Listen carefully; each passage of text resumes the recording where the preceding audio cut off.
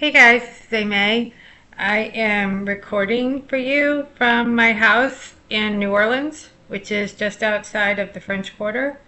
And if you know that area, it's downtown New Orleans. And I have a big old Victorian dollhouse. It was built in the 1890s. It was originally on a plantation of the French crown, owned by the French crown in the 1700s. Of course, we must speculate on all history, but I do believe that there was a reset around that time, excuse me. And New Orleans has been very good about preserving historical records. There's a whole society here devoted to that, historical collections. And my family actually goes back several generations. I think it's about 6 or 7 from France. And so enough on that, but I did want to tell you that I'm recording to you where I'm recording from. So I have this big old house. It's historic. I designed it all myself. It's very traditional New Orleans. It's like a big Easter egg. It's a lot of pastel colors.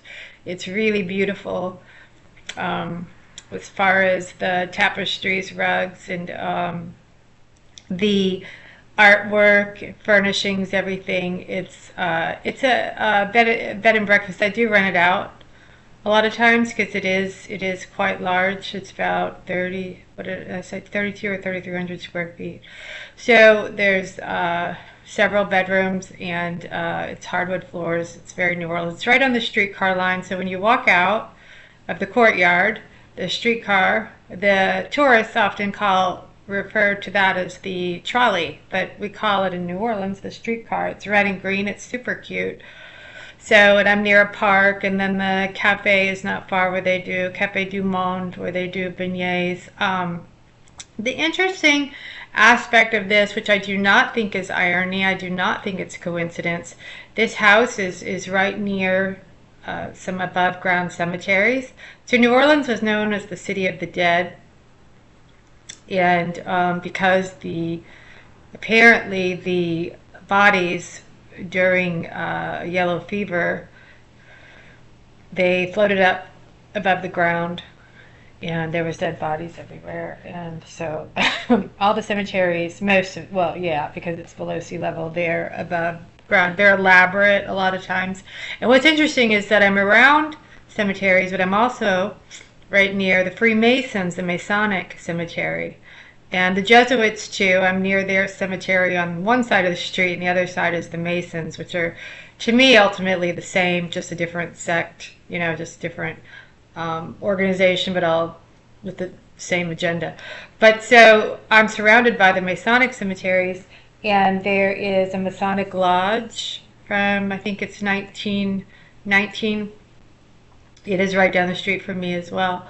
And as a matter of fact, one interesting tidbit on that is the pizza place right across from the Masonic cemetery is named G's. Anyone who knows about the Freemasons, you'll know why this restaurant, this pizza cafe, is named G's. It is owned by the Masons, and it's directly across the street.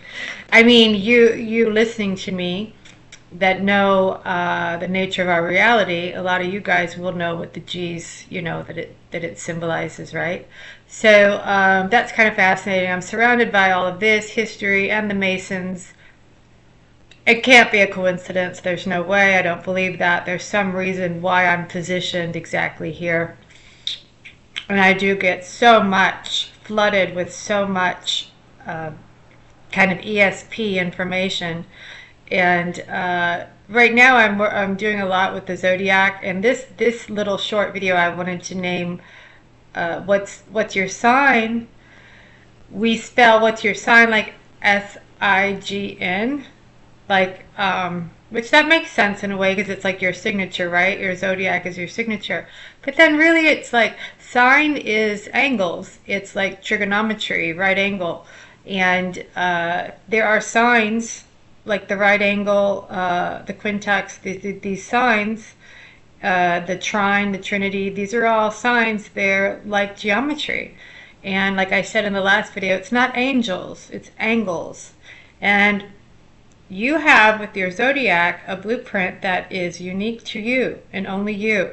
It's your spiritual blueprint, your scripted reality, which is everyone's is different. And you have a splay or a design which is very dynamic and unique only to you, which is fascinating to me. And I'm up late reading a lot of books on this. Like right now, I'm reading The Devil's Pulpit, and it's mind blowing, and it reveals how the Bible, the Holy Bible, which I also find interesting that they use the word holy, as holy, in my opinion, refers to the portals of the frequencies.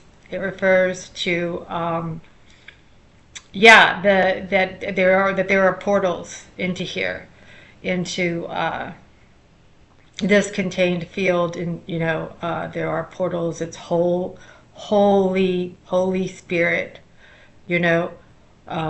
So that's what I believe, that the Bible, is really just a piece of literature, which is an allegorical compilation of the zodiac. Obviously, the 12 disciples, are the 12 signs. Also, what's interesting about the word disciple is if you invert the letters, you will have eclipsed or very close to it, right?